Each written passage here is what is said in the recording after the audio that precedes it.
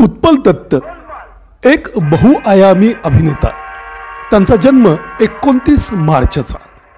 अष्टपैलू अभिनेता म्हणून त्यांचा अगदी अभिमानानं उल्लेख करावा लागेल. चरित्र भावुक भूमिका असोत, विनोदी भूमिका असोत किंवा अगदी टोकाचा खलनायक असो, त्यांनी अतिशय सहजतेनं रंगवला. गोलमाल, रंगबिरंगी, शौकीन, नरम गरम यासारख्या कित्येक चित्रपटांमधून विनोदी, त्याचप्रमाणे अमानुष, निशाना, द ग्रेट गॅम्बलर यासारख्या चित्रपटामधून कुटील कारस्थानी त्यांनी अगदी सहजतेनं रंगवलं. ते फक्त अभिनेते होते असं नाही, तर क्रांतिकारक अभिनेते होते. म्हणजे त्यांनी आपल्या कित्येक नाटकांमधून अगदी सरकारवर उघड उघड टीका केली आणि त्यामुळं त्यांना 2 वेळा जेलमध्ये सुद्धा जावं लागलं. रंगमंच हे त्यांचं प्रमुख क्षेत्र होतं.